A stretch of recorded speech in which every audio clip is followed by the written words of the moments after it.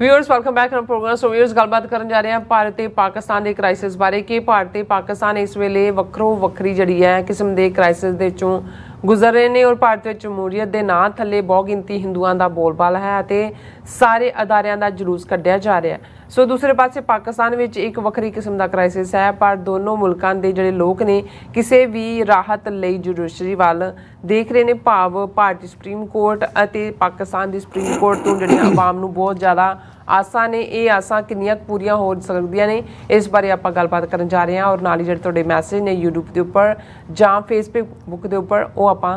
Entertain करांगे। सो असीं चाहांगे कि तुसां ने इसी तरह बने रहना देखण सुन लिया लिख ले तुहाडा सब दा बहुत बहुत धन्नवाद जी। डॉक्टर साहब की कहना चाहोगे? देखो जदों फ्रीडम ऑफ इंडिया बिल पेश होया ब्रिटेन दी पार्लीमेंट दे विच हाउस ऑफ कॉमन्स लॉर्ड्स और जिहड़े चर्चिल दे उहदे च लफज ने क्योंकि उदों लेबर पार्टी की हुकूमत सी मिस्टर एटली प्राइम मिनिस्टर सी कंजरवेटिव पार्टी मेजोरिटी नहीं सी लै सकी लेकिन विंस्टन चर्चिल अपनी सीट जित गए सी। उन्हां दी जिहड़ी कोर्ट हुंदी है कि जिहदे च उन्हां ने ये कहा कि भी ये जिहड़ी तुसीं आज़ादी है ये मुल्कां दी वागडोर उन्हां हत्थां दे विच दे रहे हो जिहड़े बदमाश रास्कल और फ्री बूटर लूटर ने और ये जड़े ने मैन ऑफ स्ट्रा कखों हौले लोग हुण उदों जे भारत के हवाले नाल देखो गांधी नेहरू पटेल मौलाना अबुल कलाम बड़े बड़े लगता सी कि भी की ने लेकिन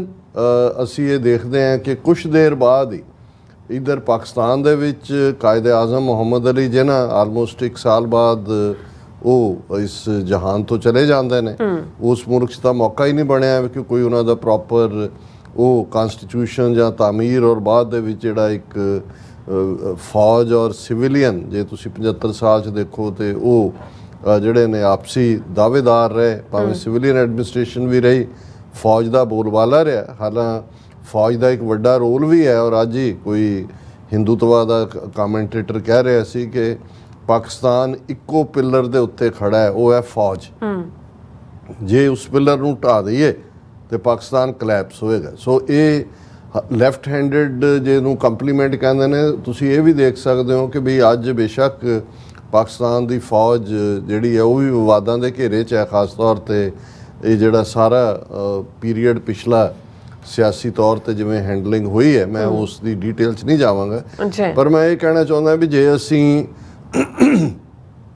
दोनों पासे देखिए और जे इहदे नाल ईवन बांग्लादेश भी रला लईए कि उत्थे भी चोणां होण जा रही ने अमरीका ने कहा फेयर एंड दूजी इलैक्शन होनी चाहिए है इंडिया ने प्राइवेटली कहा अमरीका नूं ना ना ना ना बांग्लादेश ते इन्ना जोर ना पाओ ये चीन वाल ना हो जाए क्योंकि इंडिया की राह एजेंसी बांग्लादेश दे विच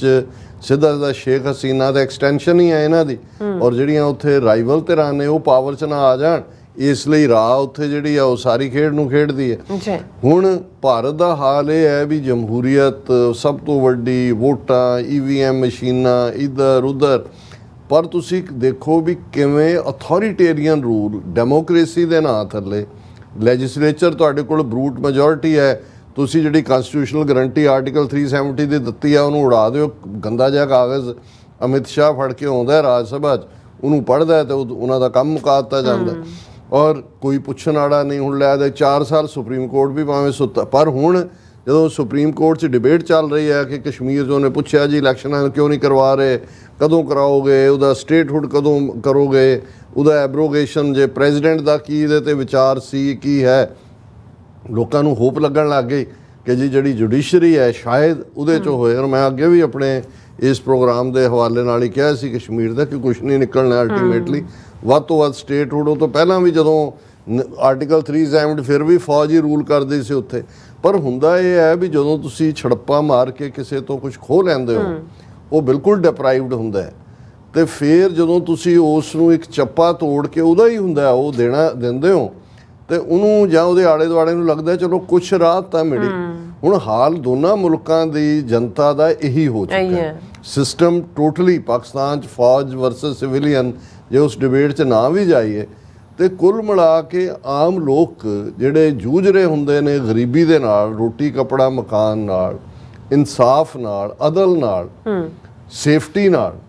हुण तुसीं इन्हां मुल्कां दे विच तुहानूं नज़र नहीं आंदा है कि भाई ਤੁਸੀਂ ਘਰੋਂ ਗਏ ਹੋ ਸਵੇਰੇ ਸ਼ਾਮ ਮੁੜਨਾ ਕਿ ਨਹੀਂ ਮੁੜਨਾ, ਕਿੱਥੇ ਕੀ ਹੋ ਰਿਹਾ, ਜਿਹਨੂੰ ਕਹਿੰਦੇ ਨੇ ਐਵੇਂ ਰੂਲ ਆਫ ਦਾ ਜੰਗਲ ਵੀ ਗਲਤ ਕਿਹਾ ਜਾਂਦਾ ਹੈ। ਜੰਗਲ 'ਚ ਵੀ ਜਿਹੜਾ ਜਾਨਵਰ ਨੇ ਉਹ ਸ਼ੌਕ ਲਈ ਨਹੀਂ ਇੱਕ ਦੂਜੇ ਨੂੰ ਮਾਰਦੇ, ਭੁੱਖ ਲਈ ਮਾਰਦੇ ਨੇ, ਉਹਨਾਂ ਨੂੰ ਤਾਂ ਢਿੱਡ ਲੱਗਾ ਹੋਇਆ, ਉਹਨਾਂ ਦੀ ਤਾਂ ਉਹ ਖੁਰਾਕ ਹੈ। ਲੇਕਿਨ ਇੱਥੇ ਜਿਸ ਕਿਸਮ ਦੇ ਦੋ ਲੱਤਾਂ ਵਾਲੇ ਜਾਨਵਰਾਂ ਦਾ ਰਾਜ ਹੈ ਔਰ ਜਿਸ ਅੰਦਾਜ਼ ਦੇ ਵਿੱਚ ਰੋਲਿਆ ਜਾ ਰਿਹਾ ਹੈ, ਭਾਰਤੀ ਸਿਸਟਮ ਦੀ ਗੱਲ ਕਰੀਏ, ਪਾਰਲੀਮੈਂਟ, ਮੀਡੀਆ, ਐਗਜ਼ੈਕਟਿਵ ਔਰ ਜੁਡੀਸ਼ਰੀ ਵੀ ਇਹਦੇ ਬਾਵਜੂਦ ਜਦੋਂ ਕੋਈ ਗੱਲ ਜੁਡੀਸ਼ਰੀ ਤੇ ਆਉਂਦੀ ਹੈ, ਜੇ ਹੁਣ ਕਸ਼ਮੀਰ ਦੀ ਹੀਅਰਿੰਗ ਚੱਲ ਰਹੀ ਹੈ, ਕੋਈ ਹੋਰ ਇਸ਼ੂਜ਼ ਨੇ, ਉਹਨਾਂ ਦੇ ਉੱਤੇ ਜਿਹੜਾ ਉਹ ਹੋਪ ਹੈ ਵੀ ਕੁਝ ਨਿਕਲੇਗੀ। ਔਰ ਹਾਲ ਇਹ ਹੈ ਜੁਡੀਸ਼ਰੀ ਦਾ ਵੀ, ਅੱਜ ਇਹ Supreme Court website faces phishing attack, top courts registry said a fake website imitating the official website of Supreme Court has been created। ਬਰਾਬਰ ਫੇਕ, ਕਿਉਂਕਿ ਚੰਦਰਚੂੜ ਦੇ ਕੀ ਫੈਸਲੇ ਹੁੰਦੇ ਨੇ ਕੀ ਨਹੀਂ, ਕੋਈ ਬਹੁਤਾ ਨਹੀਂ ਨਿਕਲਣਾ ਹੈ, ਪਰ ਉਹਨੂੰ ਇੰਨੇ ਦਬਾਅ ਥੱਲੇ ਰੱਖਿਆ ਹੋਇਆ ਹੈ ਕਿ ਜਿਹੜਾ ਕੱਲ੍ਹ ਨੂੰ ਜਿਵੇਂ ਉਹਨਾਂ ਦਾ ਹੀ ਜਿਹੜਾ ਇੱਕ ਲਾਇਆ ਜੱਜ ਮਾਰਤਾ ਸੀ, ਜਿਹੜਾ ਅਮਿਤ ਸ਼ਾਹ ਨੂੰ ਇਨਵੈਸਟੀਗੇਟ ਕਰ ਰਿਹਾ ਸੀ, ਕੱਲ੍ਹ ਨੂੰ ਉਹਨਾਂ ਦੇ ਜੱਜ ਉੱਡ ਜਾਣ ਤਾਂ ਕੋਈ ਭੁਲੇਖਾ ਨਹੀਂ ਹੋਏਗਾ। ਹੁਣ ਇਹੀ ਹਾਲ ਅਸੀਂ ਪਾਕਿਸਤਾਨ ਦੇ ਹਵਾਲੇ ਨਾਲ ਦੇਖਦੇ ਹਾਂ। ਹੁਣ ਇਮਰਾਨ ਖਾਨ ਅਟਕ ਜੇਲ੍ਹ ਦੇ ਵਿੱਚ ਨੇ, ਉਹਨਾਂ ਦਾ ਪਹਿਲੀ ਵਕੀਲਾਂ ਦੇ ਨਾਲ ਹੋਇਆ, ਉਹਨਾਂ ਨੂੰ ਹੁਣ ਥੋੜ੍ਹਾ ਸਕੂਨ ਮਿਲਿਆ, ਧਾਰਮਿਕ ਕਿਤਾਬਾਂ ਵੀ ਉਹਨਾਂ ਨੂੰ ਦਿੱਤੀਆਂ ਗਈਆਂ, ਪੈਨ ਪੇਪਰ ਵੀ ਦਿੱਤਾ, ਇਹ ਸਾਰੇ ਹਵਾਲੇ ਨਾਲ। ਕੇਸਿਸ ਦੀ ਗੱਲ ਚੱਲ ਰਹੀ ਹੈ ਜੀ, ਫਲਾਂ ਕੋਰਟ ਨੇ ਤੋਸ਼ਾਖਾਨਾ ਕੇਸ 3 ਸਾਲ ਦੀ ਸਜ਼ਾ ਦਿੱਤੀ, ਹਾਈ ਕੋਰਟ ਨੇ ਸਸਪੈਂਡ ਕਰਤੀ। ਹੁਣ ਸੁਪਰੀਮ ਕੋਰਟ ਦਾ ਚੀਫ ਜਸਟਿਸ ਰਿਟਾਇਰ ਹੋਣ ਵਾਲਾ, ਉਹ ਜਾਣ ਤੋਂ ਪਹਿਲਾਂ ਕੀ ਕਰੇਗਾ, ਇਲੈਕਸ਼ਨ ਆਰਡਰ ਕਰੇਗਾ ਕਿ ਨਹੀਂ ਕਰੇਗਾ, ਜੇ ਇਲੈਕਸ਼ਨਾਂ ਹੁੰਦੀਆਂ ਨੇ ਫੇਰ ਹੋਏਗੀ ਕਿ ਨਹੀਂ। ਜੇ ਤੁਸੀਂ ਕੁੱਲ ਮਿਲਾ ਕੇ ਦੇਖੋ ਕਿ ਆਮ ਲੋਕ, ਮੈਂ ਅੱਜ ਕੋਈ ਪੋਲੀਟੀਕਲ ਇਸ ਐਂਗਲ ਤੋਂ ਨਹੀਂ ਮੈਂ ਇਸ ਗੱਲ ਨੂੰ ਕਰ ਰਿਹਾ ਕਿ ਵੀ ਜਿਨ੍ਹਾਂ ਔਰ ਦੁਨੀਆ ਦਾ ਜੇ ਤੁਸੀਂ ਹਰ ਚੌਥਾ ਬੰਦਾ ਉਸ ਖਿੱਤੇ 'ਚ ਹੈ ਜੀ। ਭਾਰਤ, ਪਾਕਿਸਤਾਨ, ਬੰਗਲਾਦੇਸ਼ ਦੀ ਆਬਾਦੀ ਤੁਸੀਂ ਮਿਲਾ ਲਓ ਤੇ ਇਹ ਕਿੱਥੇ ਚਲੀ ਜਾਂਦੀ ਹੈ, 2-2.5 ਬਿਲੀਅਨ ਤੇ ਪਹੁੰਚ ਜਾਂਦੀ। ਹੁਣ ਉੱਥੇ ਕਿਸ ਮੰਦਹਾਲੀ ਬੇਹਾਲੀ ਔਰ 75 ਸਾਲ ਪਹਿਲਾਂ ਤਾਂ ਸੀ ਨਾ ਜੀ, ਅੰਗਰੇਜ਼ ਲੈ ਗਏ, ਲੁੱਟ ਕੇ ਲੈ ਗਏ, ਇੰਨੇ ਟ੍ਰਿਲੀਅਨ ਡਾਲਰ ਦਾ ਲੈ ਗਏ। ਜਿਵੇਂ ਸ਼ਸ਼ੀ ਭੂਸ਼ਣ ਆਪਣੀ ਕਿਤਾਬ ਦੇ ਵਿੱਚ ਨਾ, ਸ਼ਸ਼ੀ ਥਰੂਰ, ਉਹਨੇ ਕਿਤਾਬ ਲਿਖੀ, ਇੰਗਲੈਂਡ ਵੀ ਜਾ ਕੇ ਬੋਲਿਆ। ਹੁਣ ਤਾਂ ਉੱਥੇ ਕੋਈ ਅੰਗਰੇਜ਼ ਨਹੀਂ ਬੈਠਾ ਹੋਇਆ, ਆ ਕਾਲੇ ਅੰਗਰੇਜ਼ਾਂ ਦੇ ਵਸ ਪੈ ਕੇ ਜੋ ਆਮ ਲੋਕਾਂ ਦਾ ਹਾਲ ਹੈ, ਜੋ ਜਿਸ ਮੰਦਹਾਲੀ 'ਚੋਂ ਜੀ ਰਹੇ ਨੇ। ਕੱਲ੍ਹ ਅਸੀਂ ਡਿਸਕਸ ਕੀਤਾ ਸੀ ਕਿ ਦਿੱਲੀ ਦੁਨੀਆ ਦੀ ਸਭ ਤੋਂ ਜ਼ਿਆਦਾ ਪੋਲਿਊਟਿਡ ਸਿਟੀ ਹੈ, ਔਰ ਜਿਹੜੀ ਇਹਨਾਂ ਦੀ ਕ੍ਰੈਡੀਬਲ ਆਰਗੇਨਾਈਜੇਸ਼ਨ ਹੈ ਜਿਹੜੀ ਪੋਲਿਊਸ਼ਨ ਲੈਵਲ ਮਾਪਦੀ ਹੈ, ਉਹਨੇ ਕਿਹਾ ਵੀ ਦਿੱਲੀ ਦਾ ਹਰ ਵਛਿੰਦਾ ਉਹਦੀ ਉਮਰ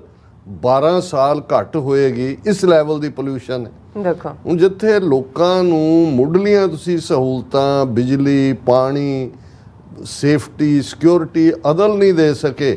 ਤੇ ਫਿਰ ਤੁਸੀਂ ਮੰਦਰ ਰਾਮ ਦੇ ਬਣਾ ਲਓ ਜਾਂ ਮਸੀਤ ਅੱਲਾ ਦੇ ਨਾਂ ਤੇ ਬਣਾ ਲਓ, ਜਾਂ ਤੁਸੀਂ ਜੋ ਮਰਜ਼ੀ ਆਪਣੇ ਜਿਹੜੇ ਨੇ ਉਹ ਦੂਜੇ ਖੇਖਣ ਕਰੋ, ਇਹਦਾ ਕੋਈ ਮਤਲਬ ਨਹੀਂ ਹੈ। ਕਿਉਂਕਿ ਅਲਟੀਮੇਟਲੀ ਕਿਸੇ ਵੀ ਸਿਸਟਮ ਦੀ ਹੱਬ ਹੁੰਦੀ ਹੈ ਉਹ ਅਦਲ,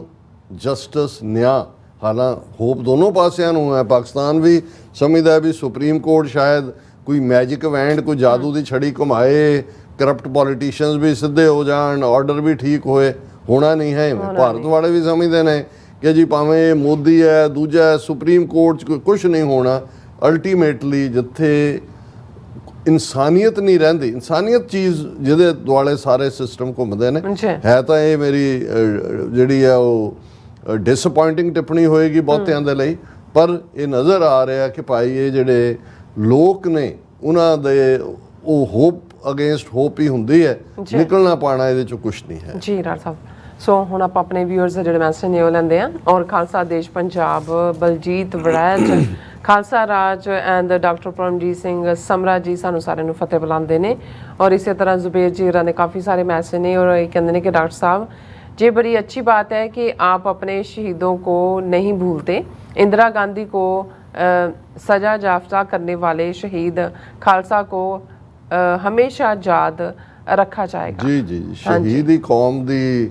ਜ਼ਿੰਦਗੀ ਹੁੰਦੇ ਨੇ। ਸ਼ਹੀਦਾਂ ਤੋਂ ਬਿਨਾਂ ਤਾਂ ਤੁਸੀਂ ਅੱਗੇ ਤੁਰ ਹੀ ਨਹੀਂ ਸਕਦੀਆਂ ਤੁਹਾਡੀਆਂ ਨਸਲਾਂ ਜੀ। ਇਸੇ ਤਰ੍ਹਾਂ ਜਸਵੀਰ ਬਰਾੜ ਜੀ ਸਾਨੂੰ ਫਤਿਹ ਬੁਲਾਉਂਦੇ ਨੇ। ਔਰ ਇਸੇ ਤਰ੍ਹਾਂ ਸੋਨ ਮੱਲੀ ਮਾਹਿਲ ਜਿਹੜੇ ਉਹ ਵੀ ਫਤਿਹ ਬੁਲਾਉਂਦੇ ਨੇ। ਔਰ ਇਸੇ ਤਰ੍ਹਾਂ ਸਾਡੇ ਕੋਲ ਮੈਸੇਜ ਜੁਬੇਰ ਜੀ ਹੋਰਾਂ ਦਾ ਕਹਿੰਦੇ ਨੇ ਕਿ ਖੁਸ਼ਵੰਤ ਸਿੰਘ ਭਾਰਤ ਕਾ ਦੁਮ ਛੱਲਾ जे सिख कौम की बदकिस्मती है कि तारा का बहुत से सॉरी अगे मैसेज है बरी इसी तरह मैसेज साढ़े को हाँ आल अबाउट ट्रूथ एंड सिखिज्म जी फतेह बुलाते ने जी और इसी तरह जो भी वाहिगुरू कहते गुरमेल सिंह जी होरां दा हमेशा मैसेज ना कहते ने वाहिगुरू जी का खालसा वाहिगुरू जी की फतेह डॉक्टर साहब and dear Neelam Kaur ji thanks for doing a great job for the Sikh nation please keep it up God bless you and फिर कहते हैं कि डॉक्टर साहब I try to send you the news please keep an eye on and जी मेरे ख्याल कल वाली उन्होंने जी खबर की गल कर रहे थे और अवतार सिंह जी भी फतेह बुलाते हैं और इसी तरह सारे को मैसेज आएगा ये गुरमेल सिंह जी का और कहते हैं I salute to the sacrifice of Bhai Dilawar Singh who saved Punjab from butcher Beanta and sent him to the hell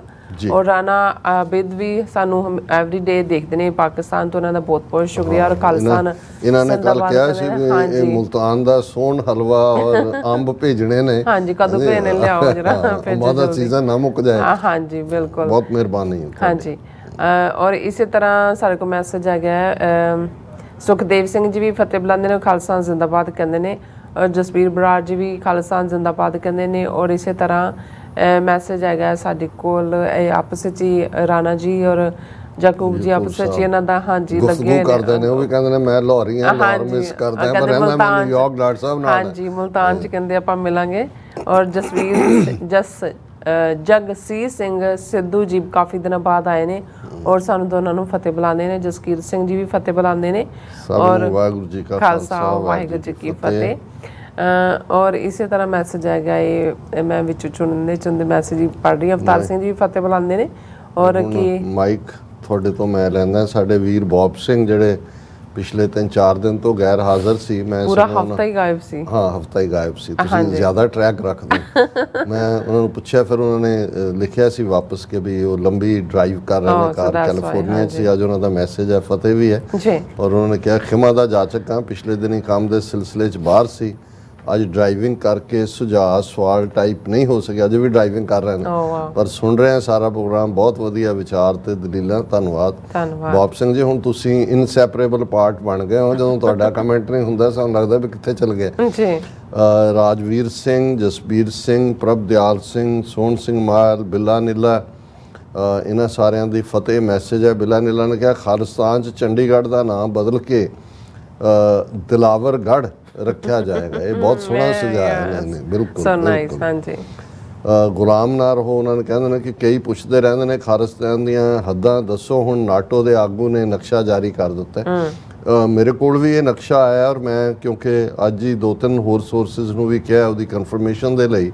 ਕਿ ਭਾਈ ਇਹ ਵਾਕਈ ਜੁੜਿਆ ਹੈ ਕਿਉਂਕਿ ਬਹੁਤ ਵਾਰ ਅੱਜ ਕੱਲ੍ਹ ਪਰ ਅਜੇ ਤੱਕ ਮੈਨੂੰ ਇਹਦੀ ਕਨਫਰਮੇਸ਼ਨ ਨਹੀਂ ਹੋਈ ਸੋ ਮੈਂ ਯਸ ਜਾਂ ਨੋ ਦੋਨੋਂ ਹੀ ਕਹਿਣ ਦੇ ਜਿਹੜਾ ਨਹੀਂ ਰੱਖਦਾ ਕੋਈ ਵੀ ਕਿਸੇ ਕੋਲ ਕਨਫਰਮਡ ਇਸ ਬਾਰੇ ਜਾਣਕਾਰੀ ਹੈ ਤਾਂ ਮੋਸਟ ਵੈਲਕਮ ਔਰ ਦਵਿੰਦਰ ਸੰਧੂ ਫਿਰ ਚਤਰ ਸਿੰਘ ਸੈਣੀ ਉਹਨਾਂ ਨੇ ਲਿਖਿਆ doctor ji maybe it has been by force of habit to call Bharat conversely term India as an administration sarkar now since team India stands revoked by Hindus the Sarkari title was repeated by US 6 more than any other geo confirmation. Hindu may shun nomenclature term India is humiliating Hindu. Chatar Singh ji ਬਹੁਤ ਸ਼ੁਕਰੀਆ ਤੁਸੀਂ ਸਾਨੂੰ ਦੇਖ ਵੀ ਰਹੇ ਹੋ ਔਰ ਲਿਖ ਵੀ ਰਹੇ ਹੋ ਇਹਨਾਂ ਨੂੰ ਕੋਈ ਫਰਕ ਨਹੀਂ ਪੈਂਦਾ ਇਹ ਬੇਸ਼ੱਕ ਖੁਦ ਹੀ ਕਹਿੰਦੇ ਸੀ ਜੀ ਹਿੰਦੂ ਦਾ ਮਤਲਬ ਚੋਰ ਹੈ ਇਸ ਲਈ ਆਰੀਆ ਲਿਖਦੇ ਸੀ ਫਿਰ ਉਹੀ ਹਿੰਦੂ ਗਰਵ ਕਹਿਣ ਲੱਗ ਗਏ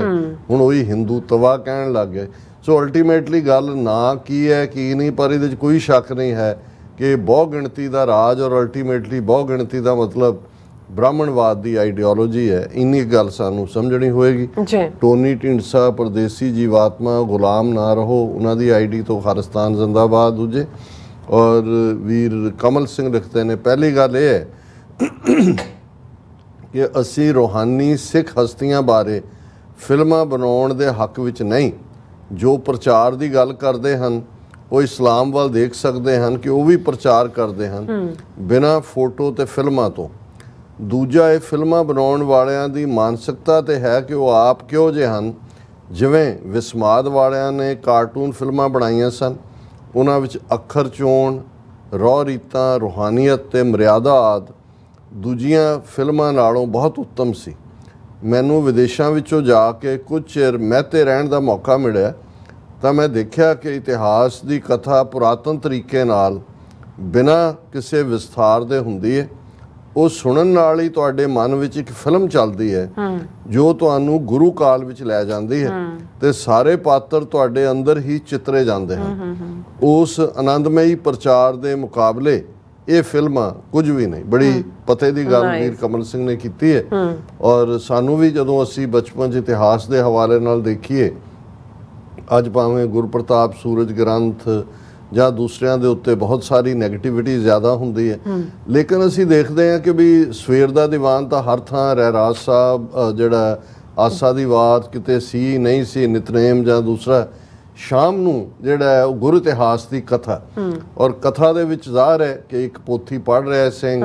ਜਿਹੜੇ ਕਥਾਵਾਚਕ ਨੇ ਉਹਨੂੰ ਇੰਟਰਪ੍ਰੇਟ ਕਰ ਰਹੇ ਨੇ, ਔਰ ਉਹਦੇ 'ਚ ਜਿਹੜਾ ਉਹ ਬੇਸ਼ੱਕ ਇੱਕ ਇਤਿਹਾਸ ਦਾ ਜਿਹੜਾ ਇੱਕ ਪੁਰਾਤਨ ਤਰੀਕਾ ਸੀ ਉਹਦੇ ਅੰਦਾਜ਼ੇ ਨਾਲ ਹੀ ਚੱਲ,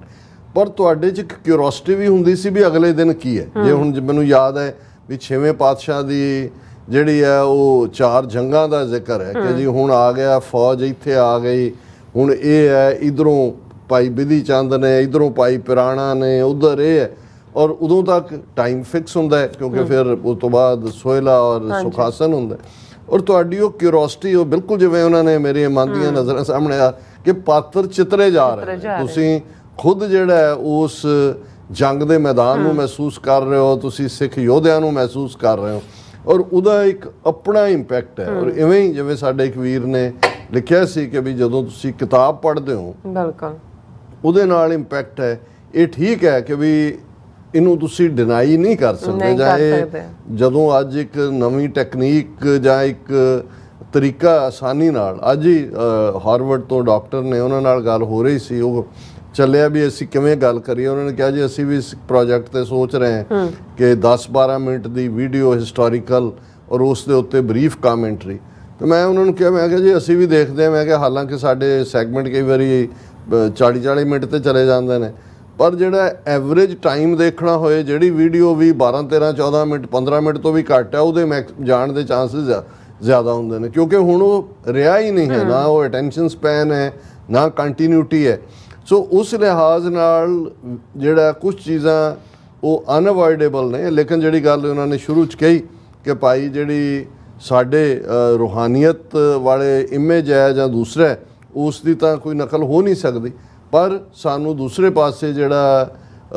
ਇਹ ਫਿਲਮ ਦਾ ਕਿਰਦਾਰ ਹੈ, ਫਿਲਮ ਦਾ ਇੱਕ ਮੀਡੀਆ ਹੈ, ਇਹਨੂੰ ਅਸੀਂ ਵੀ ਖਾਲੀ ਨਹੀਂ ਛੱਡ ਸਕਦੇ, ਕਿਉਂਕਿ ਕੁਝ ਚੀਜ਼ਾਂ ਜਿਹੜੀਆਂ ਨੇ ਆਮ ਲੋਕਾਂ ਤੱਕ ਪਹੁੰਚਾਉਣ, ਹਾਂ ਉਹਦੇ 'ਚ ਜਿਹੜਾ ਬੇਸ਼ੱਕ 2000 ਬੰਦਾ ਜੇ ਇੱਕ ਦਿਨ 'ਚ ਕਿਤੇ ਆ ਕੇ ਦੇਖਦਾ ਹੈ, ਉਹਦੇ 'ਚੋਂ 2 ਹੀ ਐਸੇ ਨਿਕਲ ਆਉਣ ਜਿਨ੍ਹਾਂ ਨੂੰ ਦੇ ਵਿੱਚ ਦਿਲਚਸਪੀ ਜਾਗੇ ਕਿ ਵੀ ਇਹਨਾਂ ਦਾ ਇਤਿਹਾਸ